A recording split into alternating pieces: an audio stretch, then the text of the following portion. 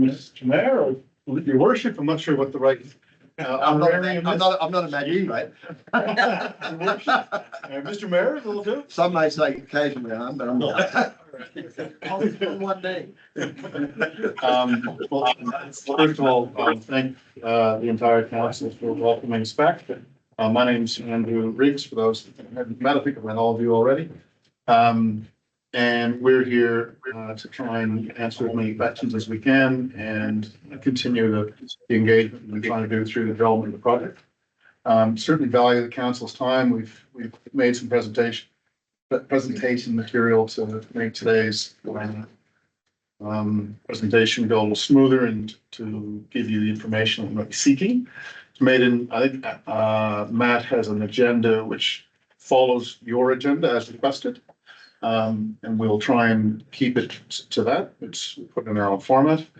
Additionally, we're happy to take questions unnoticed. You know, you have to wait till the end and all that sort of stuff. So if we can answer all as we go, that hopefully that engages the spirit of information sharing. Just my background for those, Andrew, I've met you before. I've been in the electricity industry in Australia for about 27 years now. I've been in Sydney since 1997. I grew up in Canada, all that time in the electricity industry here. Know Oberon quite well. I've got some friends with land up towards Arcstone. Spent a fair bit of my time with my kids out this way, dirt biking and all that sort of good fun on some property. And with that, it might be a good point to hand over to Matt from Stromlo, who will take you through the presentation material, and then we'll move back to the detailed questions. Okay. Yeah, perfect, Andrew. Thank you. Okay, now we test the IT. Sharon, will we be able to get this up and firing? I'm sorry. Let's hope so. Well, that's happening. Again, just to thank all the councillors for their time. We haven't caught up with all of you since the last election, so congratulations to all of the old and new faces that are in front of us.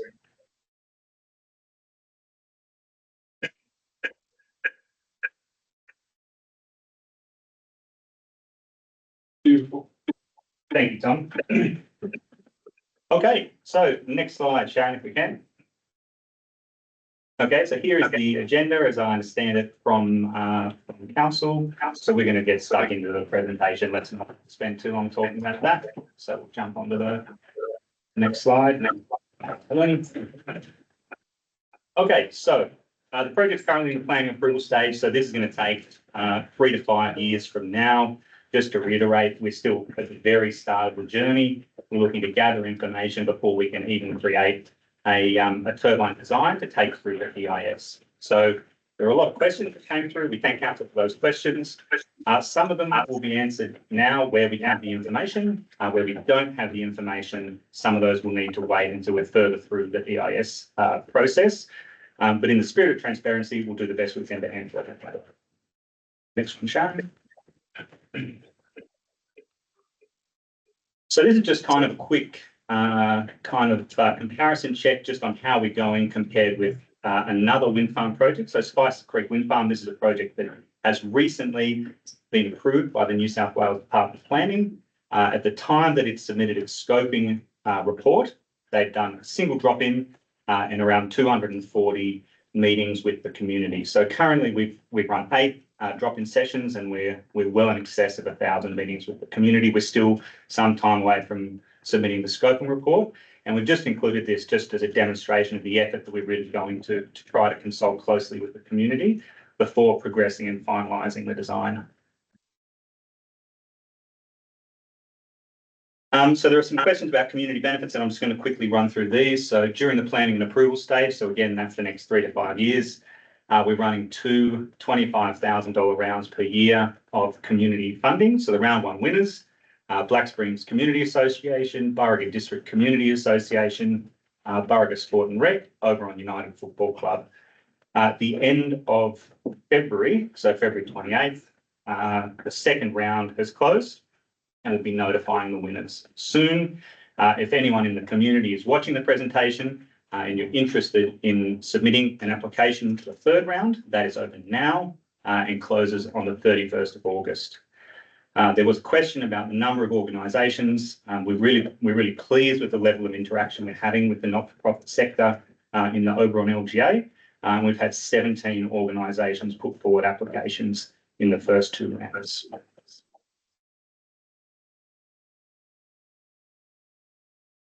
So electricity bill credits. So this is just our way of kind of giving back something small to any resident of Oberon. So we're currently, it doesn't matter who your electricity provider is, anyone in the community can submit a bill for their home electricity and receive $100 per year off.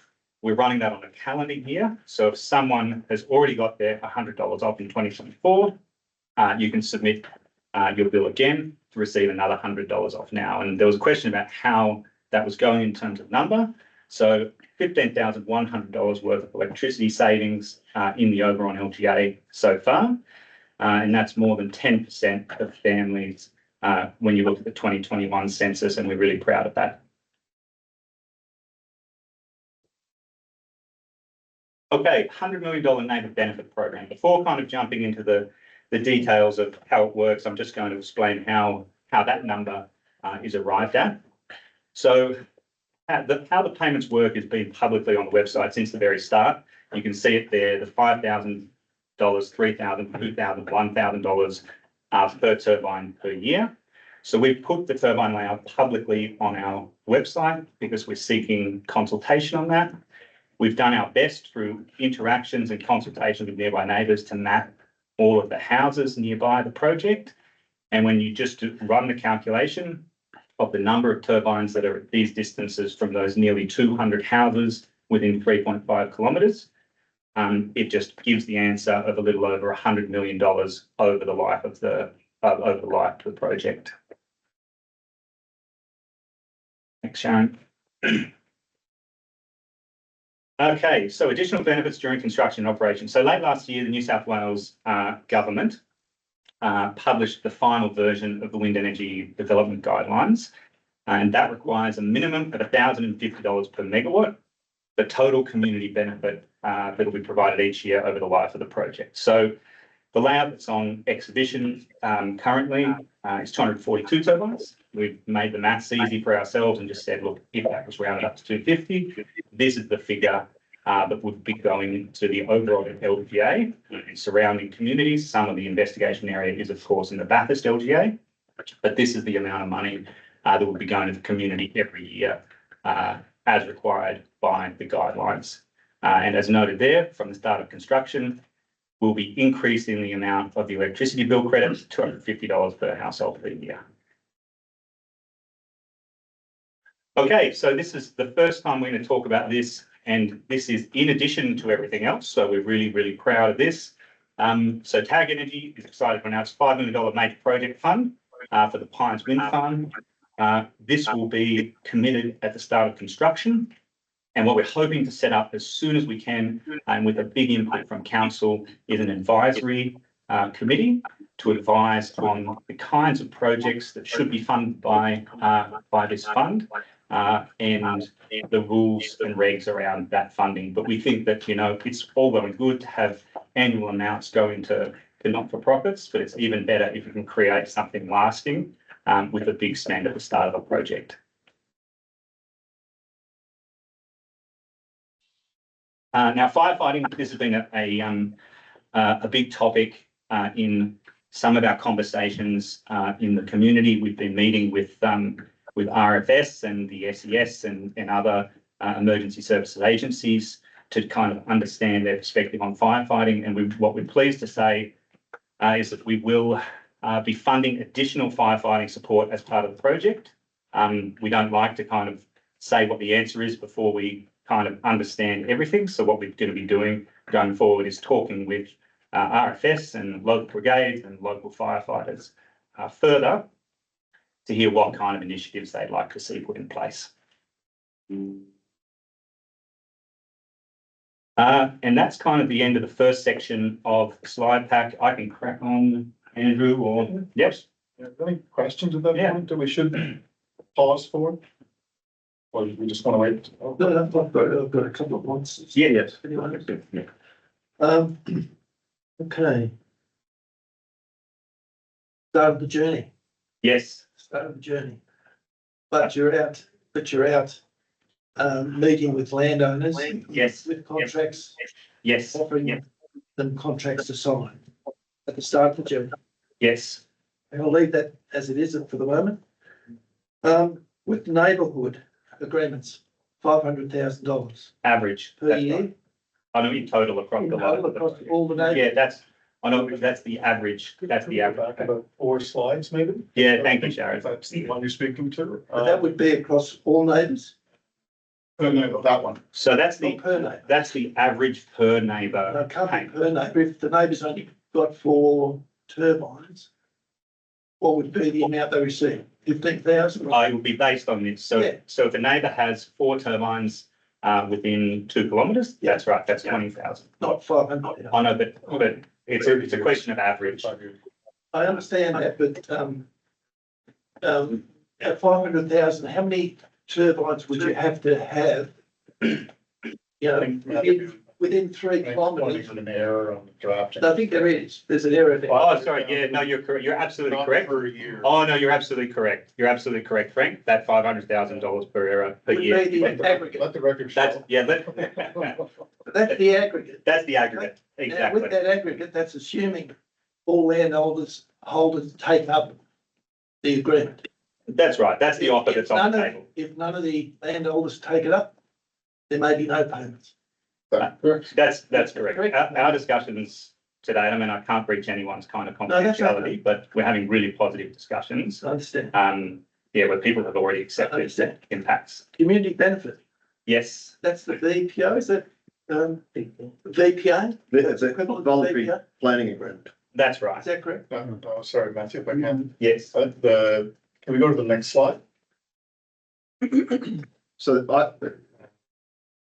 So the thousand- VPA, I don't think is listed in these slides, the I don't think it is. voluntary planning agreement with council. So the voluntary planning agreement with council would be in addition to the 1.89 million. I think that's what Frank's No, question. no, no. It's within the 10. It's within the 1,050. That's right. So my understanding of the VPA is, it's, after you've done your analysis and you've got things rolling, you then understand how much you can afford to pay us. You've set a figure there, I'm not sure, but I'm just offering a sort of, giving a bit of wriggle room there that Yes. that figure may not be the figure, No, it may not be the figure. Okay. It could be more, it could be less. could be. Second, the next point, major project fund, $5 million. That's right. So that again is down the track, and also how do we administer a fund like that? I mean, these are questions, when you throw figures out there, they have to be correct, number one, number two, they have to be understood that they're not. If they're not certain, we should be saying that. Anyway, I'll leave that. But I As it think, is. but if I can comment about, Your point's well noted. We do try to address that very topic quite diligently. And that's why you'll see like at 250 turbines. Yes, this would amount. Yeah. no, I understand that. Yes. That's all the points I've got, thank you. Thank you, Frank. Any other points while questions? Yes, councillor. Yes. If council actually went into a voluntary planning agreement down the track, if the proposal was approved by the state government, can we put that at a percentage basis without speaking figures like a 2-3% basis and not sit there and talk around figures? I mean, it may not even go ahead yet. We're kind of talking a little bit in advance here, but talking about VPAs, percentage bases, but then we'd have to also think about how we would go into a VPA with the forestry, who are actually the business implementing all this. I won't speak. On that last point, it is TAG Energy that's the business that would enter the VPA, or it's the project vehicle itself, but financial point of view, not forestry. So forestry is a supplier to us in that arrangement, a supplier in land leasing. The business that would be undertaking it would be forestry, would do the project that would enter that VPA. So how much would forestry be making from you guys roughly per year if the project was to go ahead? Are they on a percentage basis? It depends on the turbines, in the same way that the previous question. But, the actual numbers that are there, commercial and confidence between us and forestry, and I will be the last person to break No, any part of that deal. that's okay. I'm just looking at the concept of forestry Yeah. already, having a business and then having a business within a business and profiting off it, how we could probably approach that. That's okay. Yeah, and I think you and I spoke one time before about that very issue. Yeah, I understand where that's coming from. But in terms of the substantive point, the talking about percentages in a world where we do not know exactly how many megawatts it is, I think that would be a sensible starting point. Yeah. Councillor Trembath. Matt, the Yes. community benefits to the different not-for-profit, Yes, how much per calendar year do you allocate? $50,000 per calendar year, but we have made a few additional donations.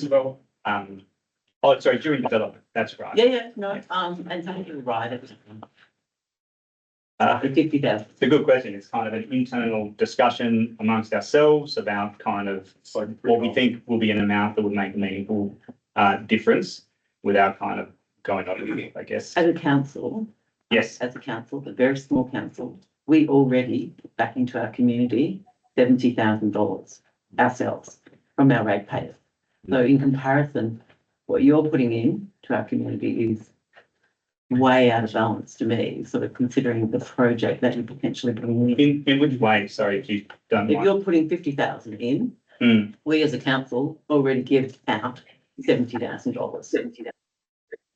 Yeah, so I think the difference here is between the amount during development versus the amount during construction and operation. Mm. And so the amount during construction and operation for all community projects, including the BPA, is 1.89 million for a 250 turbine project. I'm just talking about the community groups that come to you and ask Yes. to, if they can get a new something or a new whatever, they already come to us as a council Mm. and submit applications. Yes, And we do already contribute way over what you're already contributing to the communities. I'm just showing you sort of like, yes. we already do this. We're And I would nearly expect there. it to be more. We're nearly there if we include the electricity bill credit. We'll probably exceed it. I guess the short answer is I'm really pleased that we're getting to that similar level that you are. It's risk money. We have no certainty of the project, getting through planning. Obviously we've weighed that up and we think we have a good chance. So it is our shareholders' money at risk in a show of engagement and I suppose the reason I asked, sorry, I'll just finish this is, it all seems to be very similar wherever you go in any of these projects. So it's almost like you say that you just arrived at this number, but this number seems to be pretty well what happens in every community. That's all I'm pointing out as well. Not happening at Sunny Corner. So Matt, I've got a couple of questions. Yeah. If I look at some of the other wind projects around, so Spices Creek, Flyers Creek over at New Blaney, Carcourt. Yes. Just looking at the council position for a sec. They obtain business rates from the proponents or the constructors and operators. They obviously obtain amounts under their relevant VPAs. And they, I believe, undertake where there's power lines and have some license fees whether they're underground or above ground. I'm assuming, unless Gavin directs me to the contrary, that you will not be paying rates business on the forestry land on which these are erected. Is that correct? I'll need to take that one on notice. That's kind of a bit of a complicated kind of rating and legal question, Andrew. So, Forestry doesn't currently pay rates, yeah. even though they run a commercial enterprise. I As am I aware have of said that. to Gavin several times, this will be a second commercial enterprise on a piece of land. Yes, So I don't know if forestry and the state government have come to a different view, and I'd like you to get back to me on that. I take it that if these power lines interconnecting with the main transmission lines go over council land, there will be license fees, whether underground or overhead. again, I'll have to take that on notice. presumably any land we use, we end up paying for. In some way. Yeah, in some. So I did send some late questions through, and I do Yeah. apologise. There's some, You may not be able to answer no, those. that's all right. Just between the towers, what kV is it? Is it going to be 33? Almost certainly 33, unless one of the engineers in the back of the room corrects And me. from the substation to the main transmission line, 132 kV? Yeah, we don't know. So that'll be a subject of kind of an engineering study. So it could be 132, it could be something different. And this may be again, getting into some more detail. You may address it later because I know there were some questions in relation to bonds for the decommissioning of these Yes. towers. You'll probably see from the questions there, I went into quite a bit of detail in relation to those bonds as to whether they be irrevocable bank guarantees. What happens when there's a change of ownership? I assume that purchase is not approved until the new purchaser puts a new replacement bond in.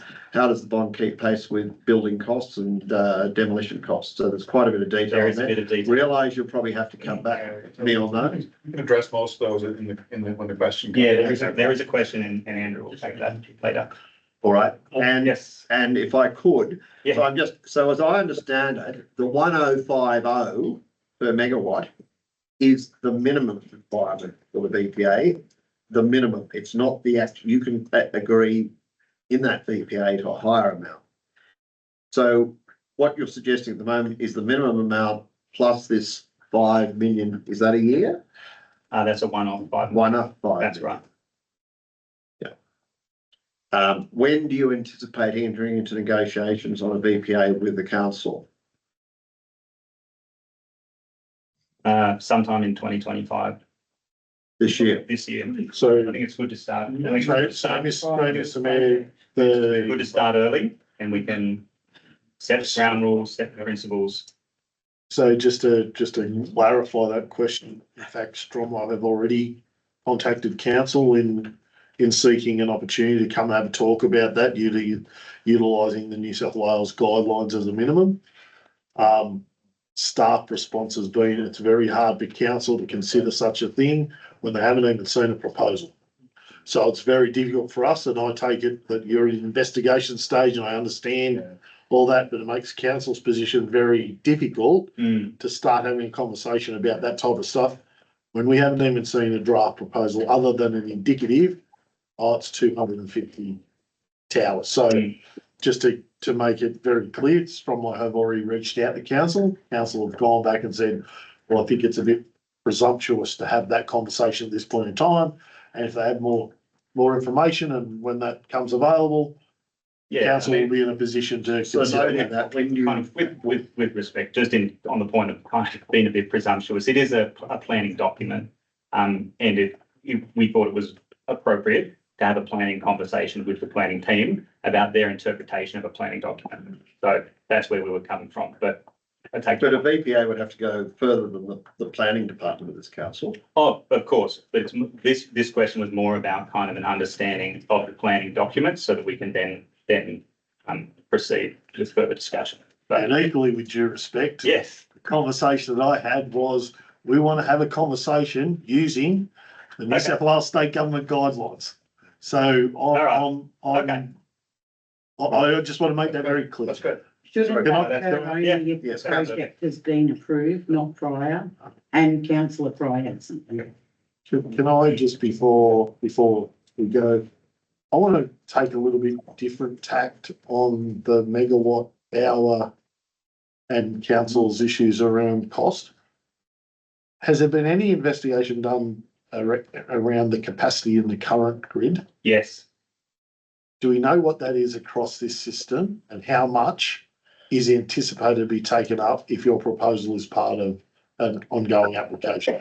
So instead of talking about turbines, let's talk about what is going into the grid and what is capacity. So council will then have an opportunity, well, that means it could be X. So do you have any idea on how much take up you expect? Yes.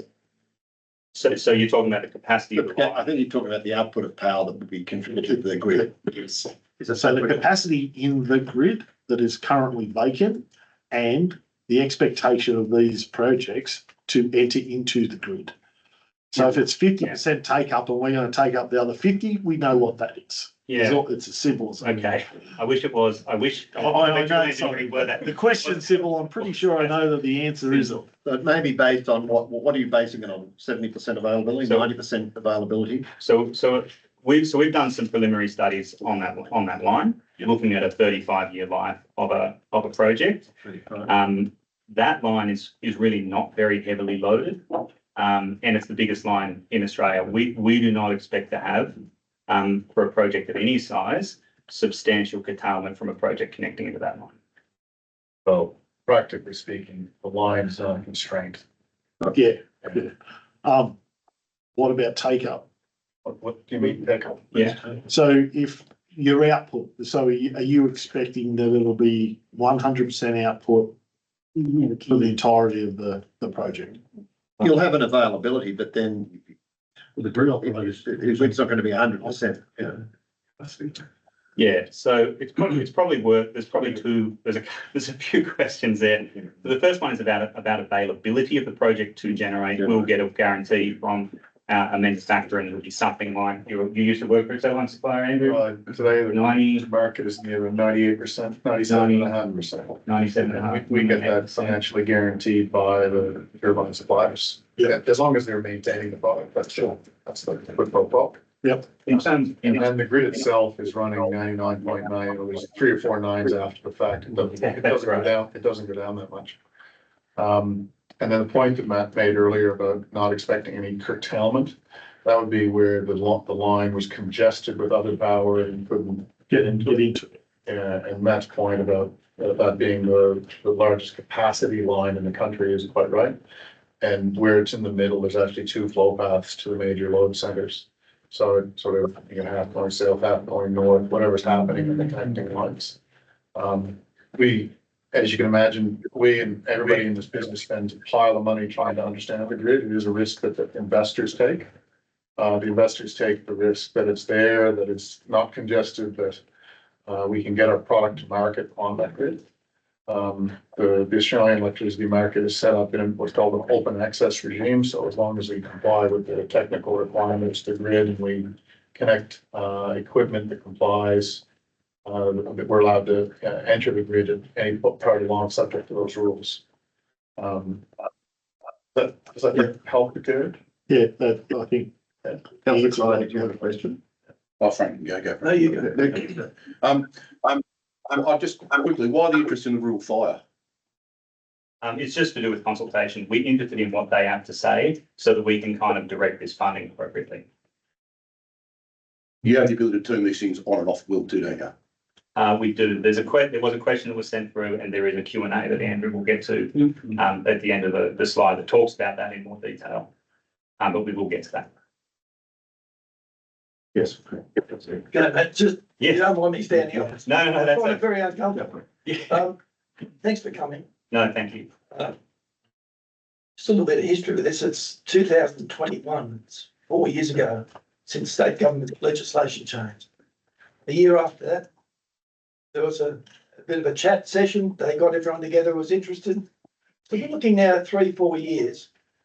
Our council's had one presentation from State Forestry. Our communities had one presentation. I know you've had drop-in sessions. I'm just going back to your presentation so far that you said we're really on track with community consultation. Community consultation's been nil up till now in terms of what we're doing now. This is searching for information and getting answers, okay? So we've had this void, we're now coming together, which is wonderful. But you have to sort of also get the concept of, we're here representing the community. You're representing foreign company shareholders. And there's a project coming on board that's replacing our development control plan, which outlined how we would expect it to be done. Now, if you look at that development control plan, none of the criteria are being met so far from what you are saying you're going to produce. So we're poles apart. Us as councillors representing the community have an expectation what should be done to protect and encourage our future community growth. So we just need to, over the next little while, be able to understand where we're both coming from. No, I agree. And I think that this is a wonderful kind of first step for us to meet and talk, Frank. So thank you. Yeah, I want to congratulate these guys on their community engagement because they've been at rodeos, they've been at shows, they've met in all the villages. They're there if you make a phone call, you can make a phone call and they can answer your questions. So Councillor O'Connor is wrong in the community engagement. My parents are out actually on the edge of Sumerba. No community engagement. They ran a drop-in centre at a hall over the last 2 years. and they haven't put any documentation in anyone's mailboxes. These guys, even though I am dead set against wind turbines, they know how I feel, but their community engagement has been 100% above any other wind turbine Cannot be company, above any other wind turbine company's current community engagement. We've got 4 companies in our region.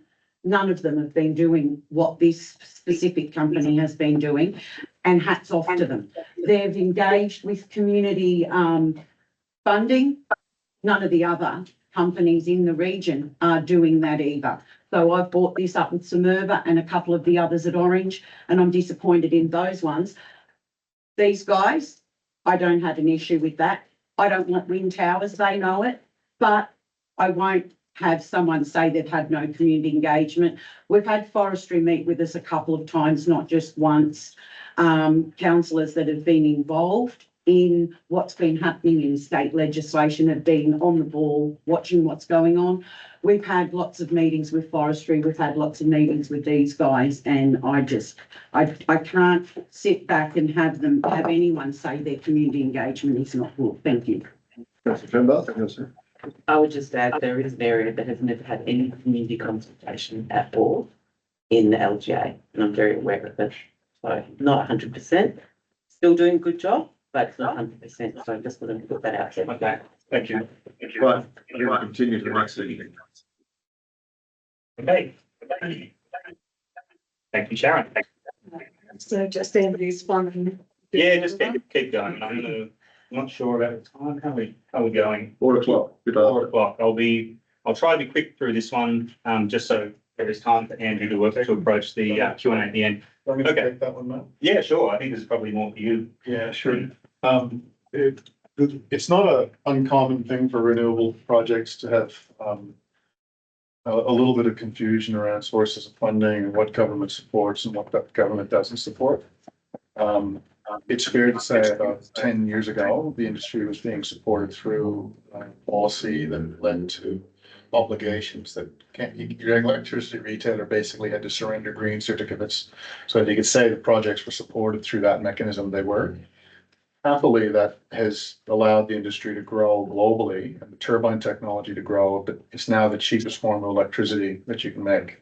Now, it has to be backed up with storage, that's clear, we all know the reasons why. But even with that, it's the least cost form of energy in the market. Now, the reason I give that little bit of background is it's an amazing situation what's on the screen. We're a commercial entity with private investors. Much of the global renewable energy business is held privately. It's there's not a lot in the public share market.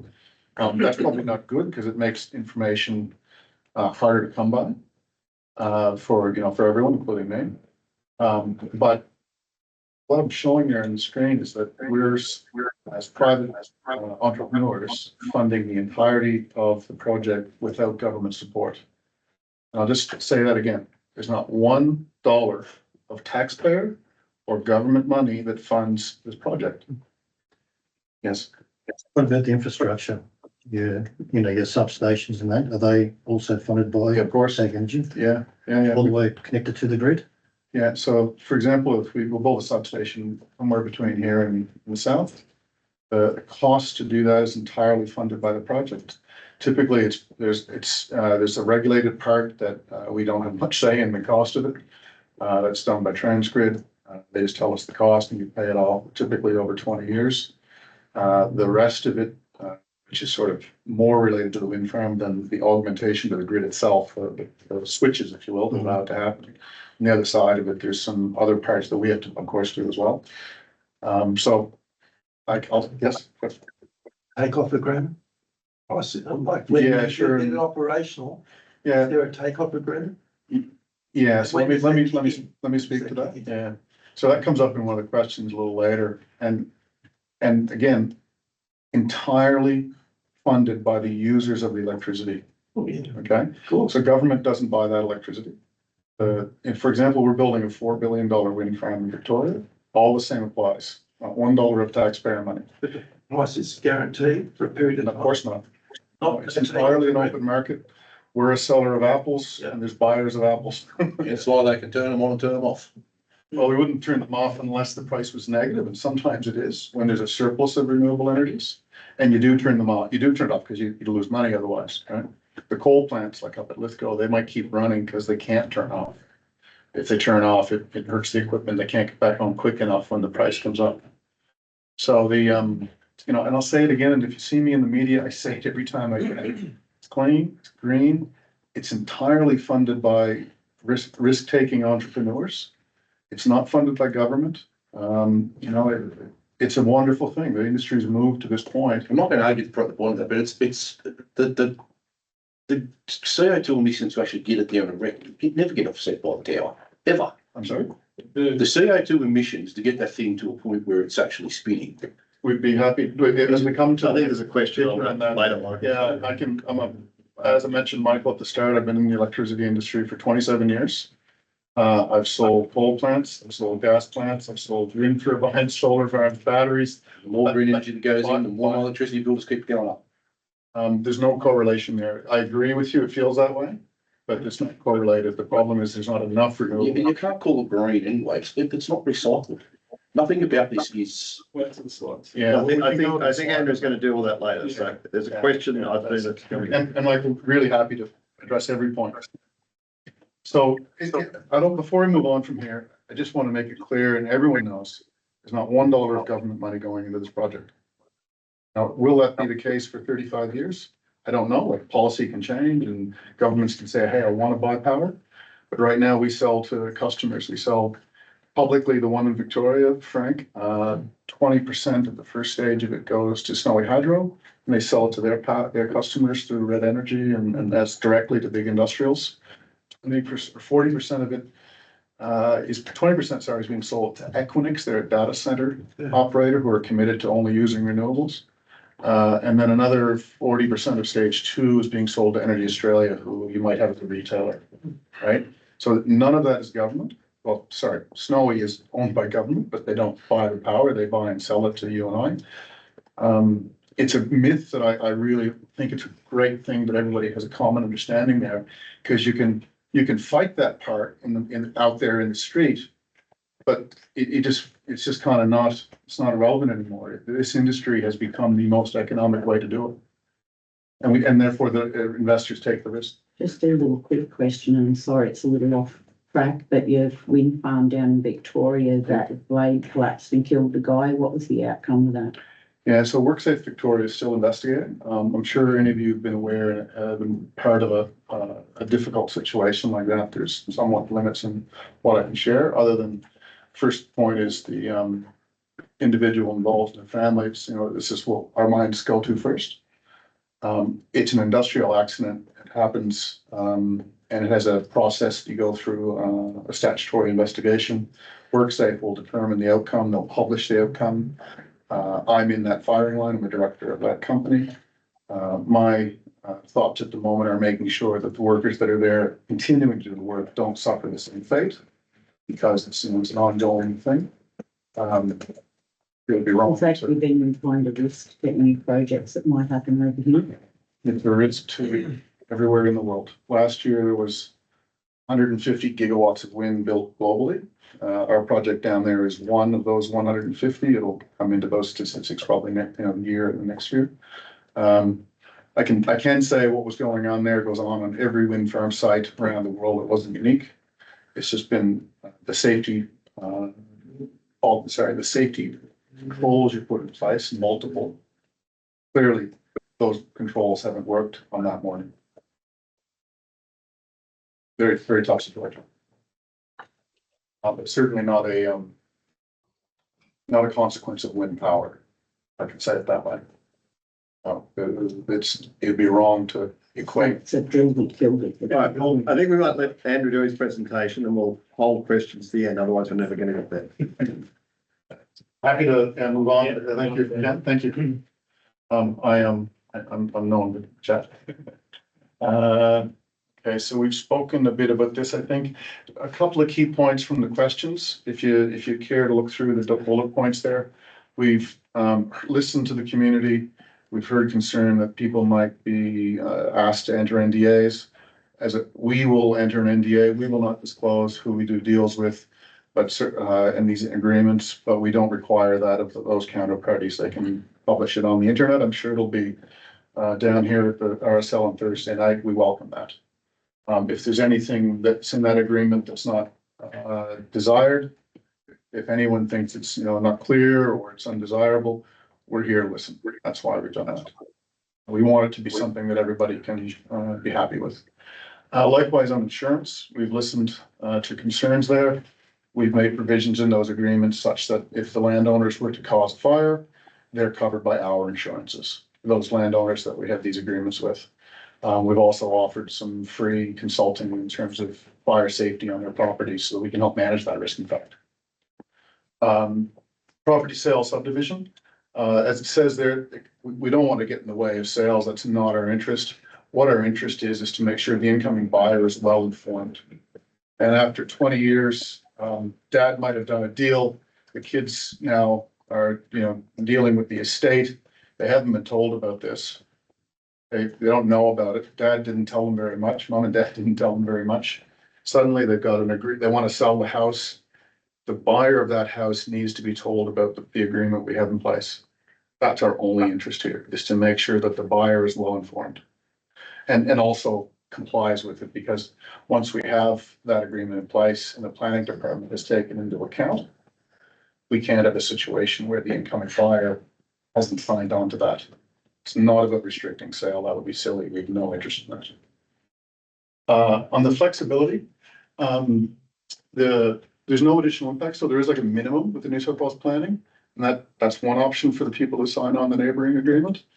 And then they can also opt in to have higher payments by accepting slightly smaller setbacks and noise limits within the World Health Guidelines. So that allows Matt and his team and Joanne and the team to actually design the layout in accordance with the wishes of the community. And this is best practice community engagement. I make no other statement than this is absolute best practice community engagement, giving people some control over what's happening around them and paying them for it. So we're super proud of the program.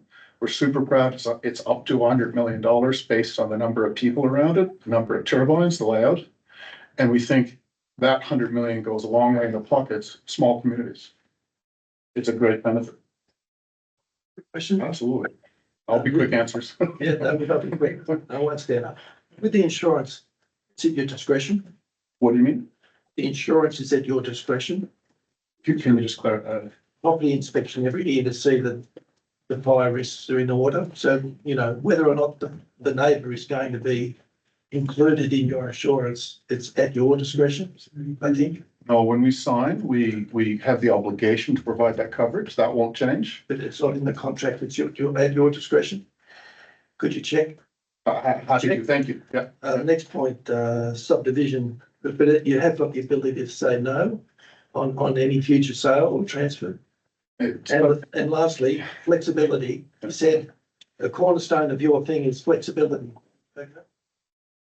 Well, so when someone signs up, Yes. and you've given them a visual representation, here's 40,000 you're going to get, here's the money you're going to get, Yes. is that guaranteed? Or could that change? Okay, so when we sign these agreements, we're at the start of the planning process. Yeah, but what I'm saying, it's flexible, all right, because that person who signed the agreement may get no money. That it's possible. Yeah, do you want to take this one, Andrew? Yeah. Because I understand. like 50 conversations with people Yeah. about it. So that's exactly right. When we go and talk with people about it, we tell them absolutely directly that the decisions that they make and the decisions that their neighbours make will influence the final design of the project. So if they live right beside a neighbour across the road, if they say they want to have a 1 kilometre setback and their neighbour says, no, I want the largest setback possible, the payments are going to be based off setbacks from the neighbour across the road. And we've kind of made that entirely clear that the payments are based on the final as-built project in conversations with people. Yes. It's more than that, because your layout of the wind farm isn't set in concrete yet. No, and we've been. So it may be that area that you've got out and got someone to sign you don't even put any wind farms there. You're only just putting up the masts, put in the DA now, put masts up to test the wind. So sure, there's that flexibility because of neighbour impact, but there's also flexibility planning. because No, how you maybe- structure the wind farm. Yeah, maybe really simply, we're motivated to have those turbines there to make the business case. And so in that sense, the people that, you know, they're our partners, they're effectively entrepreneurs who are coming along the journey with us. We're putting the financial resources and time at risk. They're giving themselves the chance to participate in it. Sorry. Yeah, thank you. Let's continue. Yeah, if you want to hop in. Okay. Little pattern change. Okay, Sharon, thank you. Okay, so here's one. So this has been lifted from the Western Sydney Airport website, where we've just had a look at the flight paths above the project. These flight paths are massively high. So this is the question that we've seen come up a couple of times in the community. 20,000 feet, 17,000 feet, 13,300 feet above the project. In general, LSALTs, so that's lowest at altitudes, are around 1,000 feet above the highest piece of terrain or obstacle on the ground. So we're looking at this information that's in front of us. We can say there's no adverse interaction between the wind farm and these flight paths.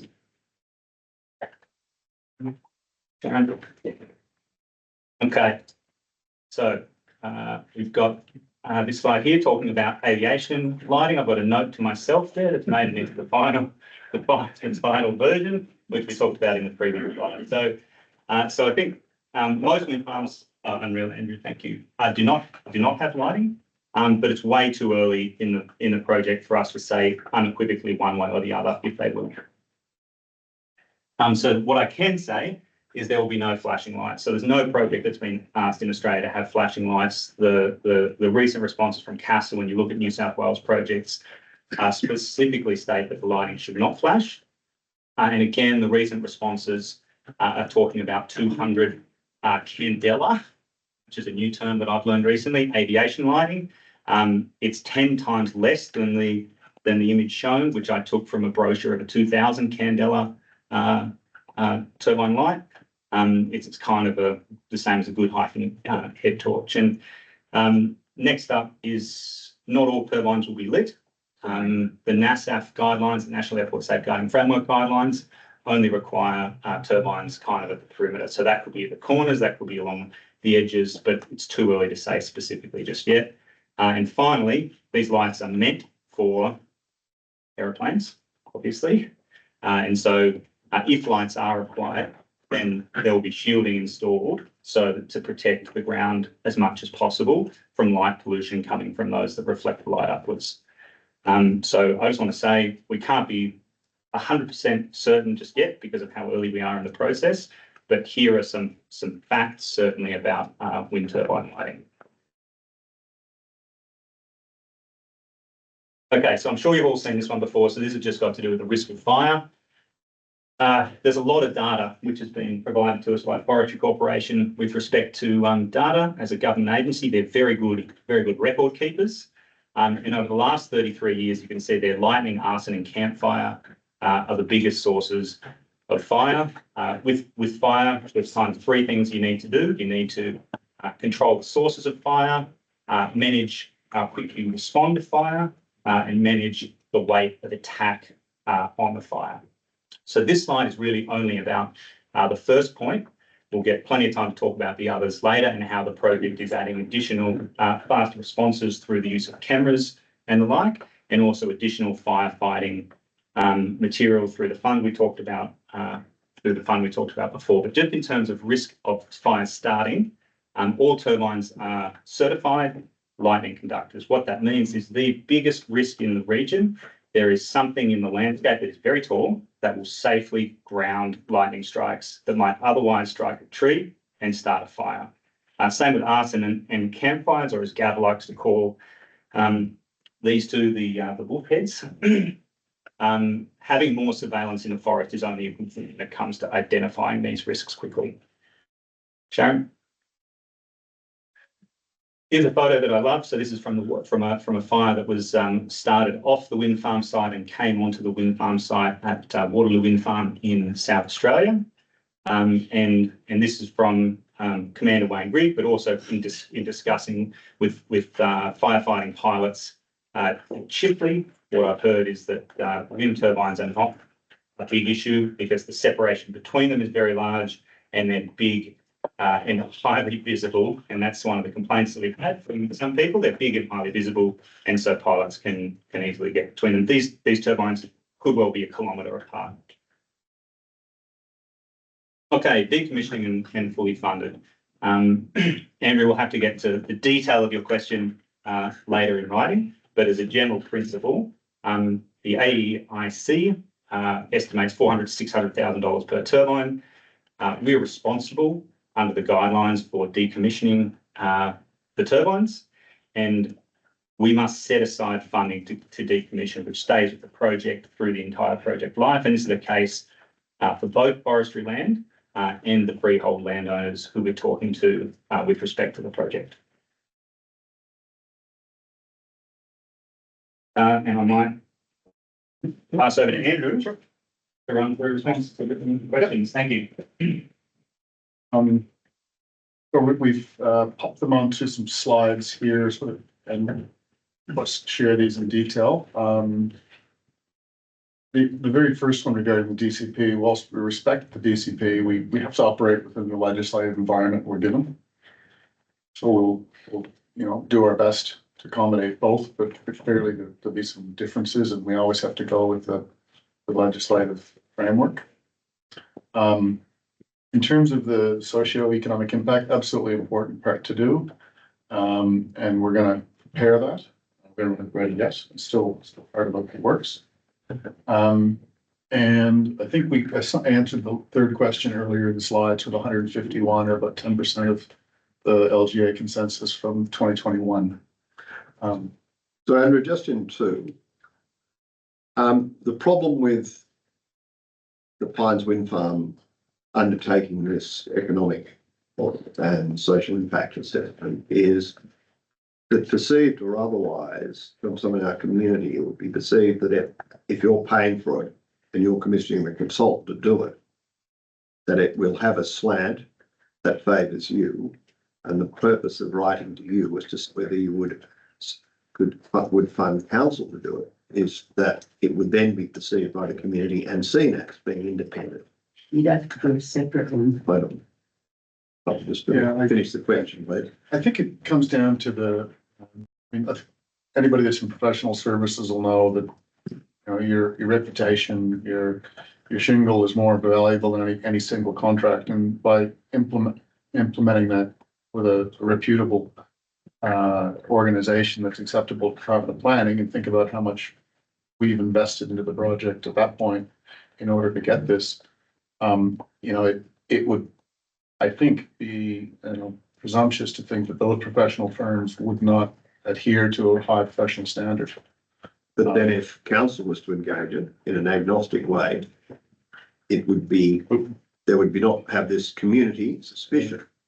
If the community suspicion, look, I'm not saying that a consultant's not going to do the job. I don't have a lot of skin in that game. If that works, I'd do it. Yes, go ahead. I don't know if there's a problem with it, but I'm happy to take it on notice. I understand in red zones, the funding's provided to councils to do an independent social economic study, because that's the proper process. It's not empowering the developer to do it. Yeah, it's an EIS process, so But we have that's what I'm to, saying. we have, I'm just I can't, and I can't risk my development of somebody not meeting the timelines. Like I have to have that in, I have to do it, right? I'm just taking up on Andrew's point. Just before, I just had 2 points.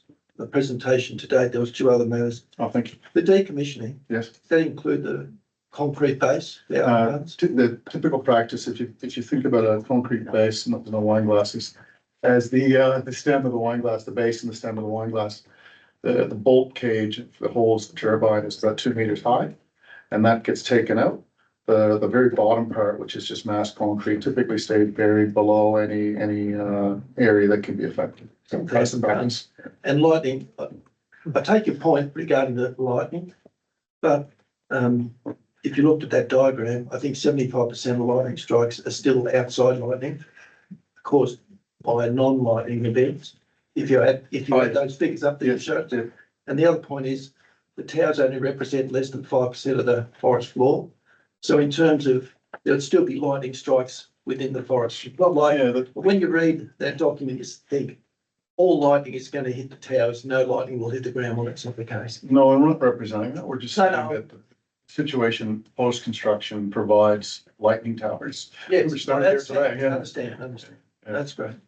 Thanks, Dr. Plymouth. When the presentation was done by Forestry, we talked about the DCP and how outstanding our DCP was, as opposed to the guidelines that you now think that you might want to use.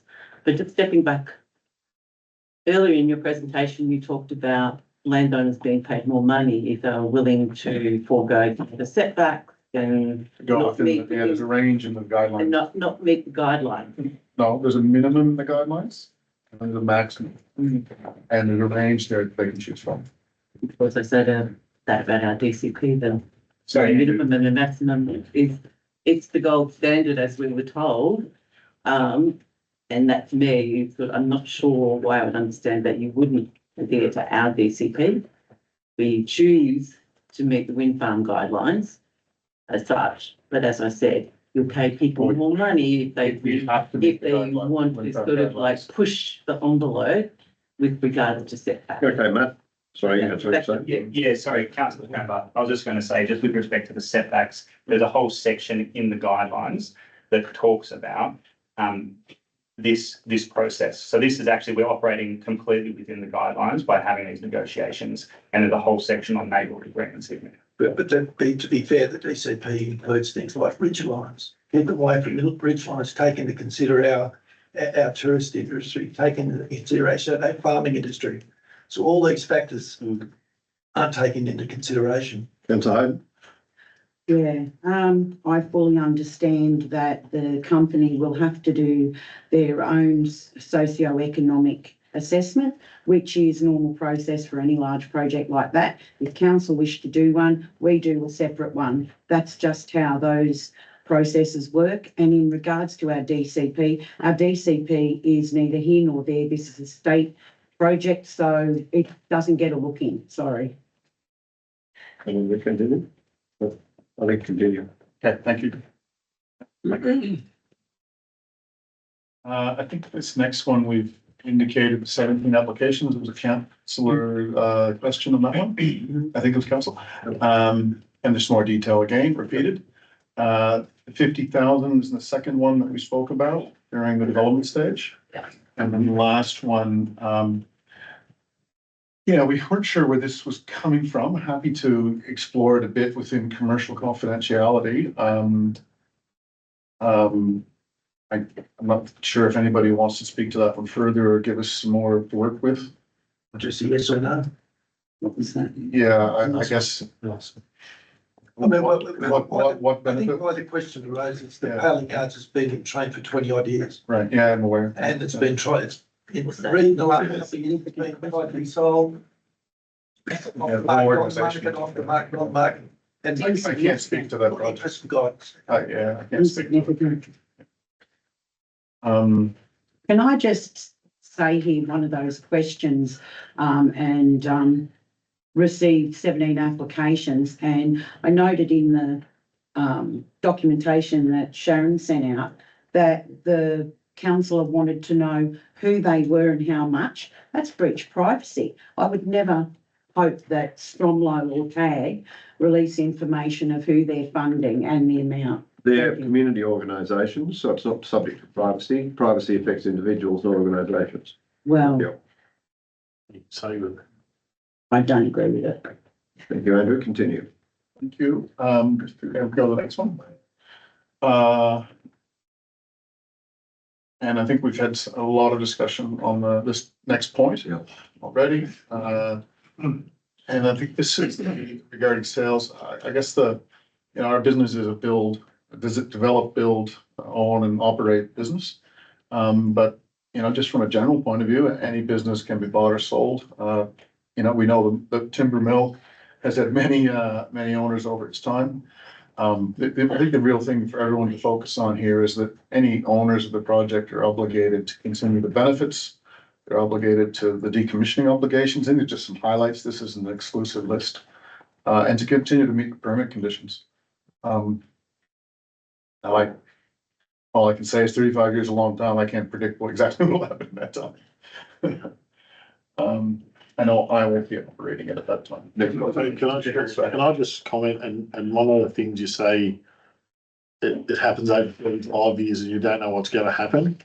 Unfortunately, council have to deal with that as part of this application, and I think that's one of Yeah, I the. think change of ownership is not something you need to worry about. The development, I'm just talking about the development, so you can understand the. Yeah, understand. I mean, one of the issues I've raised, and I know you've taken on notice in mine, is that, yes, we're doing this now.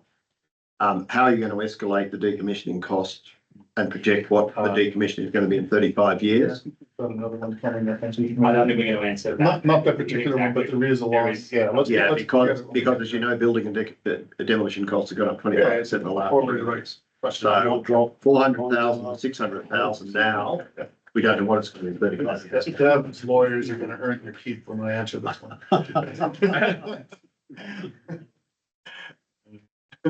So then let's go to the next one. I think it is. The fire risk, yeah. So first point is in fire. There's a lot of good questions in fire risk to share. I think we're really aligned on most of the points there. In choosing to get this far in our development, we've done a lot of work with the insurance industry. We currently have 4 billion under construction, so we're deep in that market. I go to London once a year to meet them. It's mostly where this insurance comes from. And it's fair to say we're confident we can procure insurance. We've done a lot of work to be comfortable with that. And likewise, extending that to the neighbors. In terms of risk to the LGA, I think it's a question of what is the risk when we're 15, 16 kilometers away, right, through grasslands and the like. And I think it would be inappropriate to extend it to the LGA. I think that would be, just not relevant. We've chosen 3.5 based on an initial assessment of pretty detailed assessment actually of the area and the risk fours.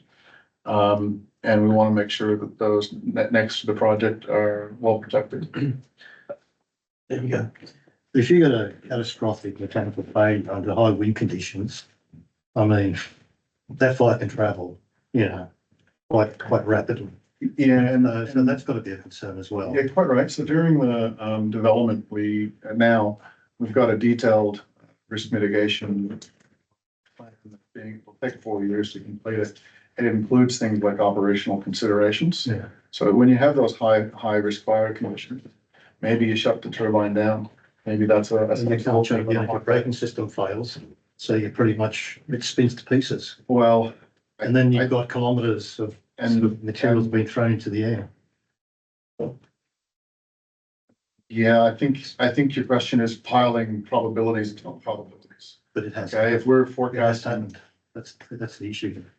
It's a probability, but it has happened. I think take a comment. this question arose, Yeah. I think this question arose from the Tumut fire, 50,000 hectares.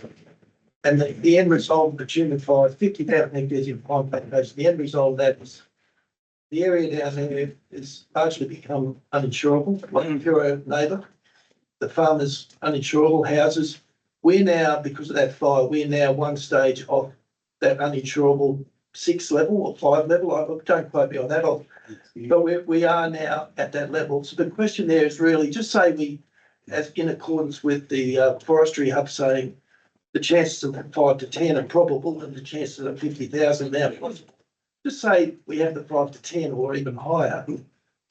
As with Lismore and the North Coast insurance issues they're having now, there could be a fairly dramatic increase in insurance policies to all farmers, particularly the farming community. Or in premiums, yeah. In premiums. So it's not a hypothetical here. It's happening in other areas of the Yeah, state. so can I just Yes. speak to that? There's a good quote there, Andrew. Yeah, if you look at the last part of that answer. Yeah. We're guided a bit by the Insurance Council. They've made that statement quite publicly. But No, that's. Andrew, the problem is that that's fine as it stands, but Yes. these turbines are in forested areas. Yes, So it's a difference.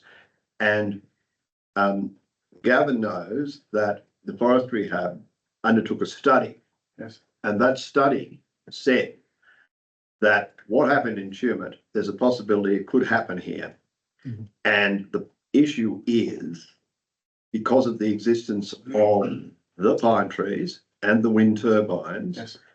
is that going to make any properties around here uninsurable or increase the premium substantially?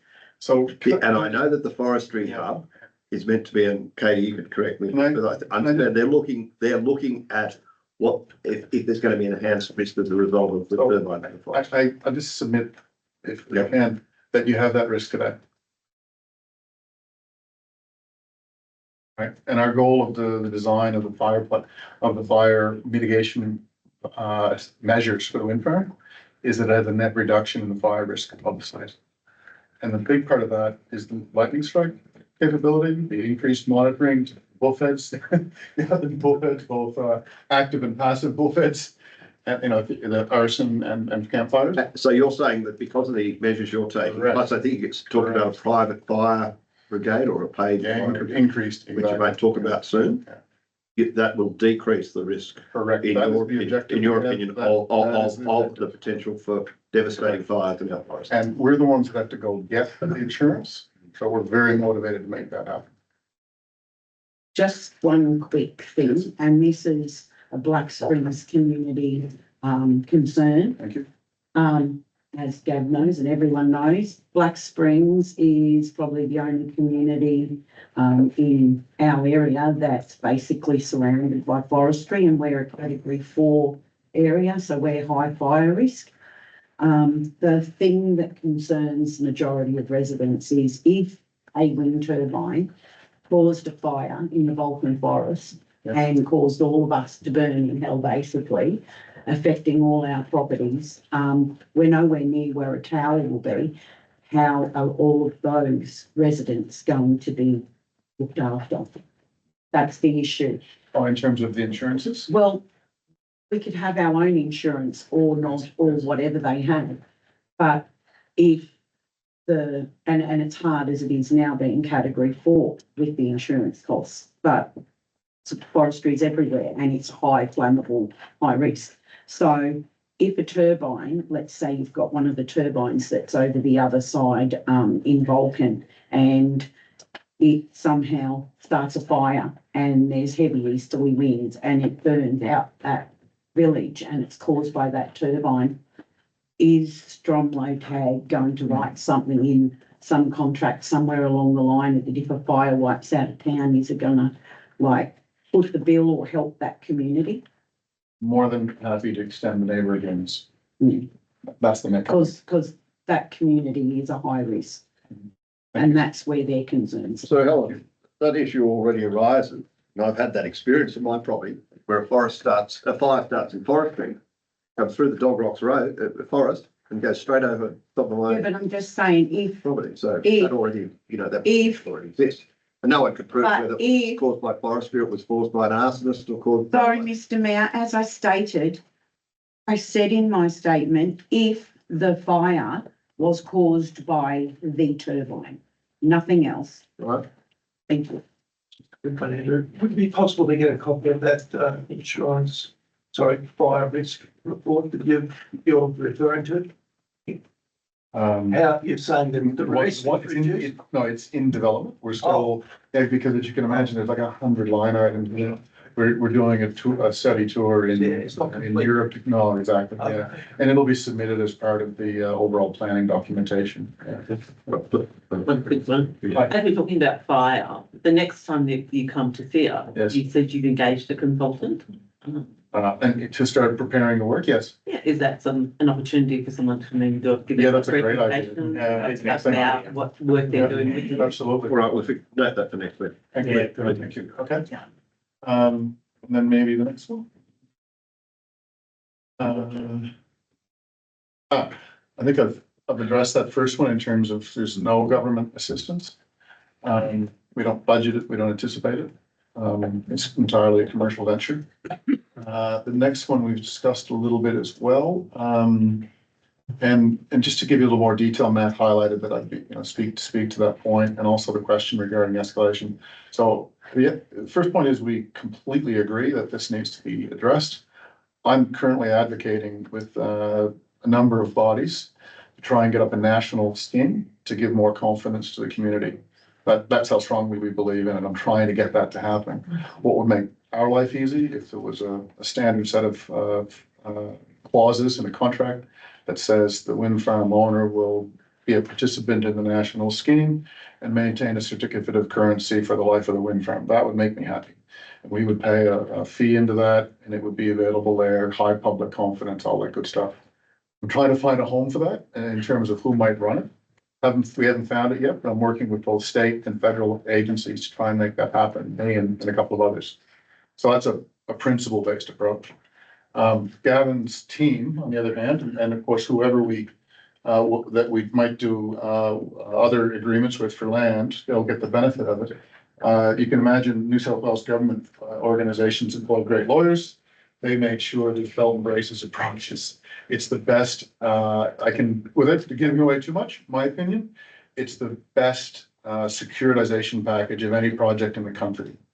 We've committed to big things, to including the escalation point, in order to make sure there's almost zero chance that there's not money available I'm talking about bank bonds, right?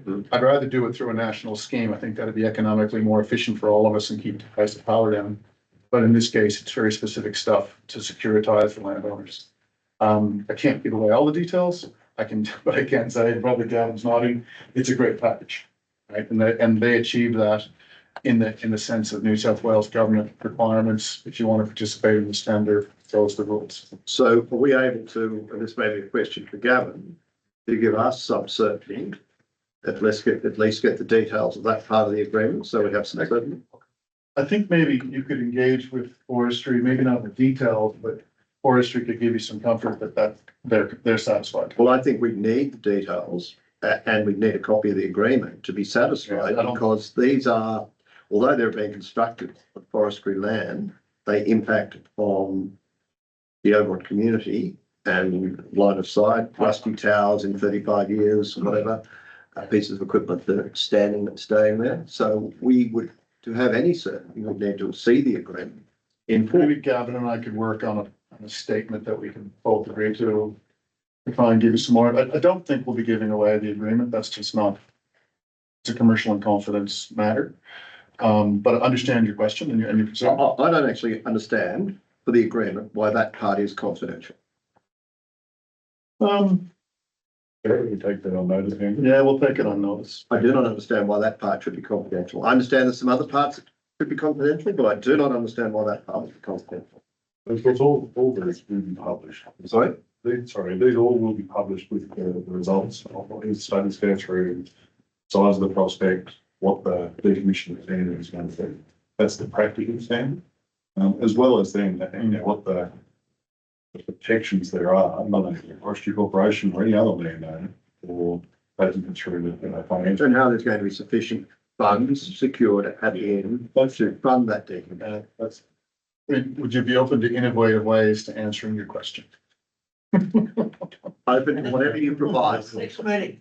But it may not only be, it may not end up only being the towers. If there's overhead lines, it may be the redundant power towers. I'm not trying anything out of my statement. Yeah. Right, thank you. If we go to the next one. So I've got, no, in terms of paying a bond to state government, it's a little bit different. We'd be providing a bond to them as an example. It wouldn't be paying them per se. And then the next one is control. So the Australian government has a strong, I'm presuming we've interpreted this question both on operational security and financial security. On operational security, it has to be operated in Australia. The recent SOKI legislation has really strict guidelines on managing risks to critical infrastructure, ports, airports, energy generation, gas pipelines, et cetera. It's a massive undertaking for the industry to get up to the level that's required of them. But a very strong feature of it is that it can only be operated in Australia. So I'm assuming that's the operational question. And then on a financial point of view, if, you know, the prospect of a wind project not operating for its design life is pretty remote because most of its CapEx, once it's built, it'll generally always be economic to continue to run it. You have to pay your landlord, you're gonna pay those people for the use of their land, you're gonna pay your operations, but those are a relatively small thing compared to the capital required for the project. So it'll typically generate for 35 years, and as long as the turbines work, and you have different remedies for that through the turbine supplier. And the underlying story is there. The entrepreneurs, the investors are taking the risk that they can make money doing that. If I can put it really plainly. If the electricity market crashes, that's great for all of us, probably not so great for the investors from today's point of view, because it means we got it wrong. But someone will still make money from it because it generates with free energy from the wind. Right? It's just that it won't be making the money that the original investors anticipated. But it'll still be there making money for the new owners at that point. I can say it that way. So do you know what level the electricity price has to be to make money? No, I don't, sorry. Yes, we can give you a contract today for 30 years if you like. I'll tell you the price, put a CPI escalation on it, and we'll be happy to do that. It's a unique thing you can do with renewables. You can't do that with fossil fuel typically because you're very subject to the market. Renewables are so much dependent on the cost of capital and the capital up front to build it, the cost of the equipment, but very insensitive to operational costs over their lives. So happy to give you a power purchase agreement for 30 years today. And what about when the wind doesn't blow? Well, it includes that for that. Yeah, it includes that. We have, you know, we know that we predict the wind, we predict the availability of the grid, we know the availability of the equipment. We have to take some views on the cost of debt over time because interest rates do move and the banks will only loan you so long. But it's one of the great things of renewables. Our customers love it. They get price certainty.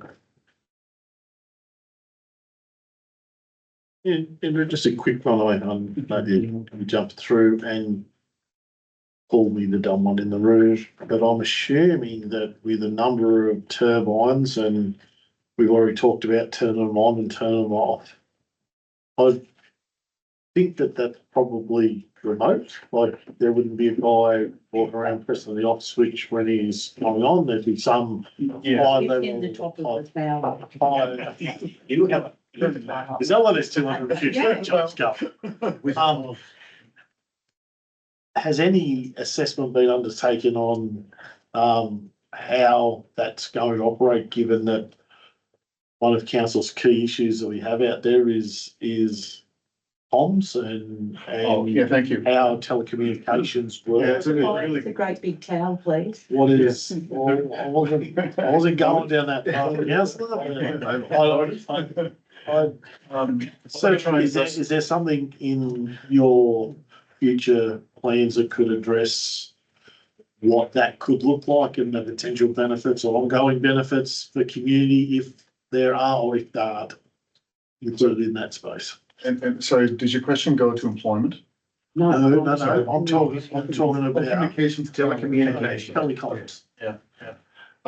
So Unless the guy's gonna live in it like as well. yeah, let me. He needs to use a phone. Yeah. Briefly, the first point, that 500 kV will have a fiber optic network running on it that connects the plant redundantly to the national electricity market. That's the primary source of control. There's a bidding operation there, and if you get dispatched, they say turn on or they say turn off if you bid too high. Yeah. That's the primary control. It then goes to a local control room if there's a problem with those comms, and they'll have a backup. Typically it's Starlink these days. The Starlink's getting good enough to have as the backup fiber optic. And then we will be looking though at, as part of the construction process, because if you have weak spots in the communications area, like mobile weak There's black just none. spots, then Yeah, undoubtedly then we'll need to put one in, and I'm sorry, I know. I've been through. We'll need to probably put some support in there as part of the construction process, because you can't put the workforce out there without having that coverage. And, you know, these things are like, we're putting in one down at Golden Plains at the moment. It's about $1.5 million. We did a joint grant with Telstra to do it. That's, yeah, it's one of the benefits. We're not getting a small cell anymore, so we'd really like some service. Yeah. Email Michelle. Okay, I will. So you'll put a 60-foot tower up at Black Creek. I anticipate there's gonna be some augmentation needed out there. Not so much for control of the wind farm, but more for safety of the workforce. Yeah, I did say I was the dumb person in the room asking a question, so thank you for your response. Okay. We're always asking councils, what can we do to help the community? No, that's one of the. We'd like 12 million towards a sewage treatment plant, please. That'd be great now. While we're opening the bidding. I'll second that. I'm happy to support. Thank you. Thank you, Adam. Feedback's a gift. No, to support you giving us money. I hear you. Yeah. Anything else? Is that it or? Is there? That's it. Oh, there was one more, bit of, stuff we had. I think Joe might have it. There was a radio interview, we're just show we're listening, Frank, Council. We had there was radio interview just before Australia Day. There was some, Q&A in that. The yellow is just some clarifying points to some of the transcript. That might help. There was some other questions submitted. Yes. Five pages of questions. Yeah, that was, I think there was, Robert Smith. That's a hell of a lot. Yes, Oh, we're moving on, are we? so just for council, as part of the agreement with Stromlo, the agenda was to be put out by council questions. Right. Stronglow have absolutely indicated that they're happy to take questions, and we provided those questions to Stromlo. Given the nature and how many of them there were in the time that we had, Stromlo have indicated that they'll do that, like they'll respond to those questions. I think on your website and On the website. try and make them as open. Can I ask everyone one random weird one? If the turbines were to go ahead and the other infrastructure, will all of that stuff be fenced off? Like, how will it be protected from visitors to the forest, or will the forest be closed, or how's that approach going to work? The turbines themselves have security features. This is a global. But I'm wondering if Everywhere in there'll the be a world. fence We around. won't be fencing the turbines themselves, but any of the electrical infrastructure that you might see a fence around, will definitely be fenced. Yeah. Apart from the construction period, for open and safety reasons, the forest will remain open. Yeah. They will be publicly accessible, outside the construction period, for everybody. Same as they do. Okay. So one of the issues they've had at Flyers Creek is that despite its moral commitments, the council's up for about 5 or 6 million for fixing up and reconstructing roads as a result of bringing all the turbines and equipment in. And despite promises before the turbines were erected, the company at this stage hasn't been forthcoming in doing that reconstruction and fixing the roads. So what certainty will you provide to us as a council in the form of agreement or bonds in relation to damage to our roads and damage to, I have to say, because I'm on the JO, but we also have a good relationship with neighbouring councils, what you'll do to ensure that our neighbouring councils, where trucks traverse with all this equipment, componentry, materials. Pretty common concern. Yep, agreed. But we know it's an issue with Blaney Council with Flyers Creek. And it's an ongoing issue there. So I'm raising it now. How or what will you put in place to ensure that that occurs, and rather than oral promises? Yeah, indeed. Certainly the bonding is the typical route for that. Road bonding. Yeah. And Bank guarantee negotiate with form, the unconditional bank guarantee, Usually, that's usually your requirement. irrevocable. Yeah, no, and indeed, and we flow those obligations down to our contractors. We're as interested as you are. We're guests in the community. You wreck the roads, you're not gonna be very welcome guests. And you end up in court with the council chasing you. So no doubt we'll have a negotiation with you and whoever else is on the final transport route. We're still working through that.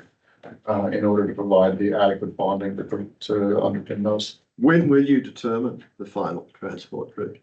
Time wise, yeah. And, Yes. yeah, it would, it'll be 2 years from now at least.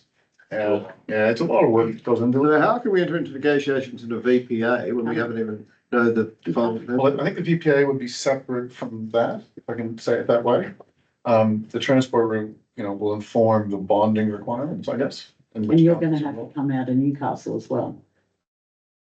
That's what There's other state options, but, government is. yeah, they'd like to, yeah. So any of this componentry being built in places in Australia, such as Bendigo, which has built towers before, No, Bendigo never has, Portland has.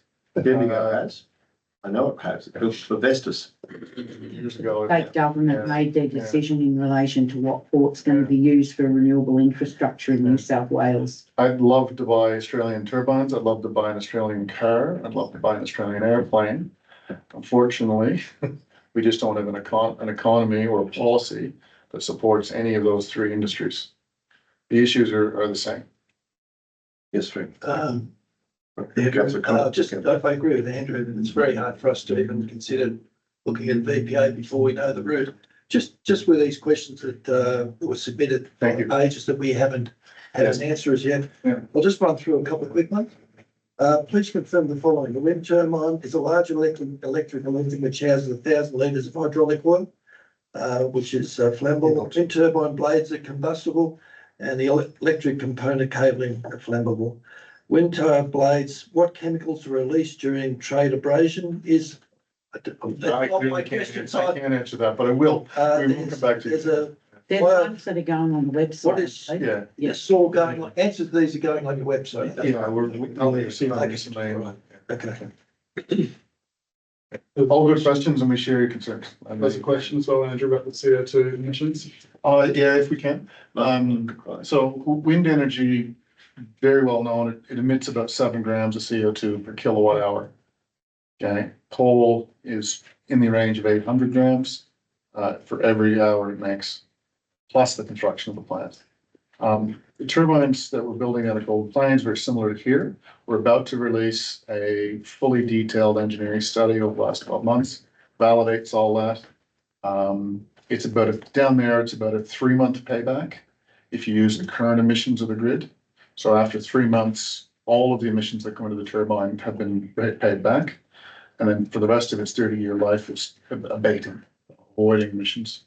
That's very well studied. There's lots of peer stuff. Go on Vestas website. You can see the detail they put into it. We've just done it specifically for our project at the request of our banks because they too want to get that information out in the market. I wouldn't be borrowing $1 billion and putting out uncredible stuff. If we put out things that are not credible, that are not accurate, our lenders will never lend to us again. They'll look at us and say, you guys aren't, serious. And so I can unequivocally tell you, between 6 months and 12 months for most projects, you get a payback on your carbon. It's complete, all absorbed carbon, all the consumed carbon is paid back through the offsetting of what you have in the grid. Including the concrete? 100%, yeah, all of it. Transport, Australia, sourcing the steel. I'm happy to submit to the council that report when we finish it for that project, and you can assume this one's the same thing. That'd be appreciated. Thank you. Yeah. Thank you very much. Sorry.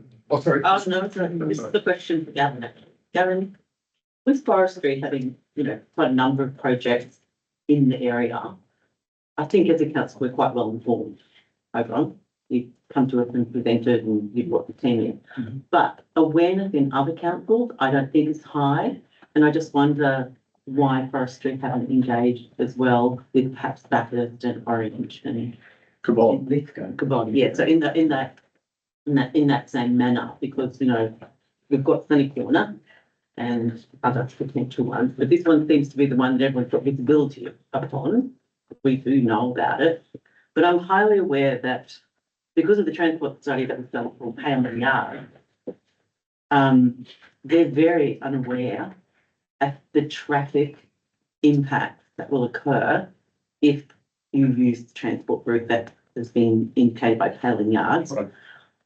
So is there any reason why forestry haven't engaged with those councils? So, who's they, when you say they aren't aware? I think, Councillor Tremor was talking about proponents in those areas. So similar to you, we've had Stromlo Tag And yourself, presenting Yeah. and yourself, whereas, but the other councils don't seem to have the same level of interaction with you, with the projects that are falling into their areas of The council question. are as well. proactive. Yeah, lovely, thank you.